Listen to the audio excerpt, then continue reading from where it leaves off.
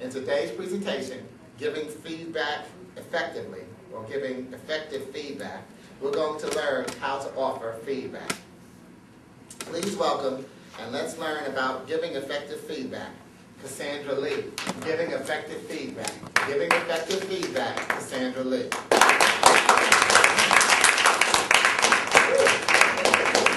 This is a Toastmasters environment.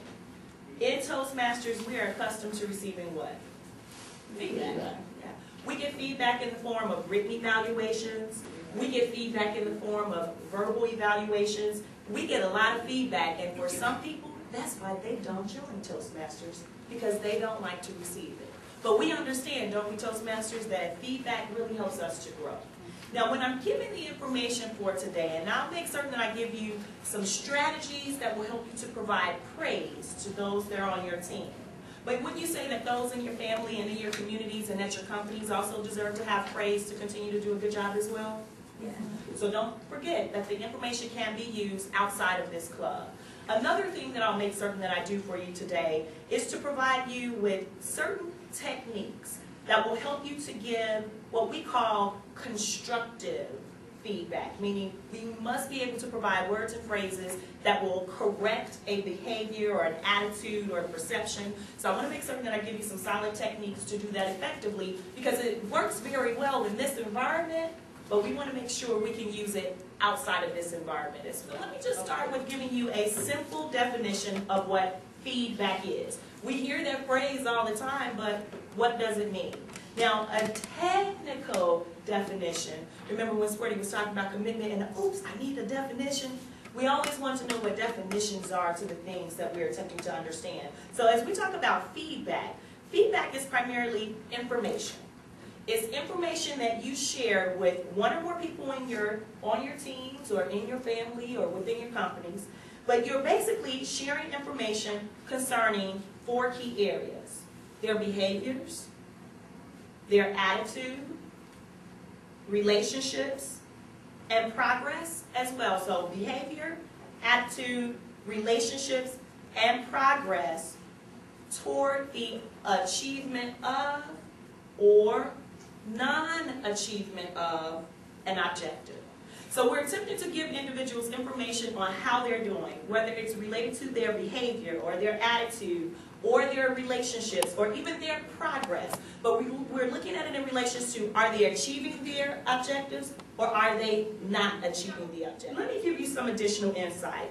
Because when we say here in this Toastmasters environment that we want to give positive feedback, we know that positive feedback will require us to do a couple of things. Now, our manual is pretty much constructed in such a way where you cover point A, point B, point C, point D.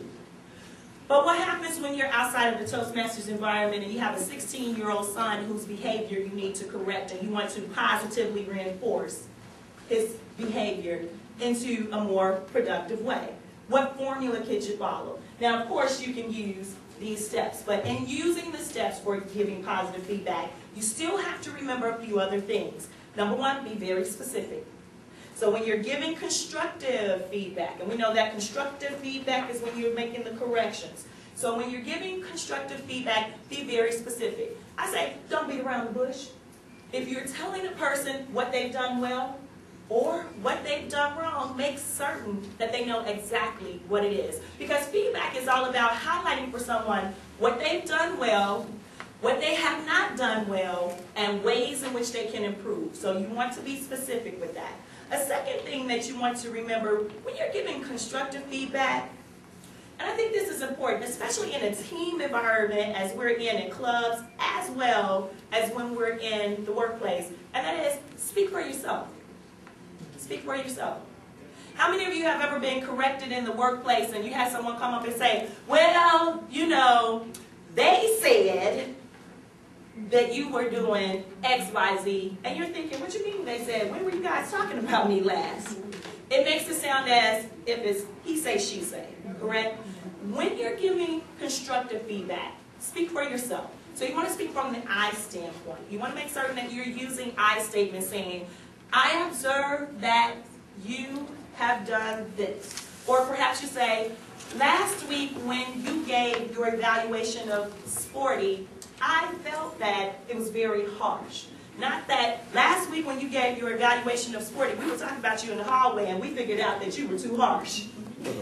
Speak for yourself. Make certain that it's personal using those I statements.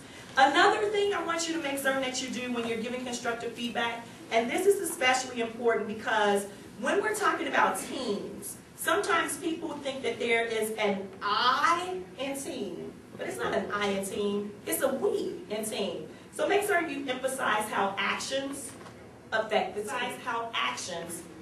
Remember, don't make it about the person. Don't make it personal. Don't focus in on that person. Talk about the actions that the person is performing that is affecting the team in an unproductive way. When she got started with the Wrightwood Ashburn Overcomers Toastmasters Club, she wanted to understand better about how to do an evaluation. I shared with Mindy a way to do an evaluation based on something that I was taught when I first started supervising adults and youth. I learned something called the sandwich technique. Now, if you think about 2 pieces of bread, if you will, here I have 2 slices of bagel. And you're thinking about the fact that in between these 2 pieces of bread, you're eventually going to put something on it, correct? Mm-hmm. You'll eventually use cream cheese, or perhaps you like peanut butter, so you'll use that. Or maybe you like jelly, so you'll use that. But eventually you'll put the cream cheese, the jelly, or the peanut butter where? Inside. Inside. Inside. Now the theory of the sandwich technique is this. You start by providing a positive comment. So you give a positive comment about what the person has done. The filling, which is sweet and tasty, will be in the middle, and that's where you put the actual criticism. So you have the positive comment or the compliment, and then you put in the middle the criticism. So the criticism goes on the first slice of the sandwich. And as you're wrapping up and you're closing out, to make certain that you're positively reinforcing for the individual that behavior that you want to see, you close out with the last piece of the sandwich, which is your final compliment. Now, I thought about when I was taught the sandwich technique, which was to remind me that usually in a sandwich, in the middle of the 2 pieces of bread, you have something good that you like. And since we don't like criticism, because criticism tends to make us not feel so good about ourselves, it's easier to digest if it's sandwiched in between 2 compliments. So if the criticism is sandwiched in between 2 compliments, that makes a healthier sandwich method. So you receive your positive criticism in a much better way. When you're giving positive feedback, remember, positive feedback is helping you to identify for the person what they are doing well, what they are not doing well, and how they can improve. So it's not about just complaining about what they've done. You want to provide them feedback on how they can. When we're in the workplace, we get information on what we've done well, we get information on what we didn't do well, and then we receive recommendations for how we can do better the next time. So just make sure when you're going through the process that you do give clear and concise objectives to your team, that you are observing the people that are working with you, you even give immediate feedback, and that you also recognize positive performance. But if nothing else, as you're giving that positive performance, give them the compliment, give them the criticism, and make certain that you have that final compliment. So that way the compliments are the tastier end of that sandwich than anything else. Mr. Toastmaster.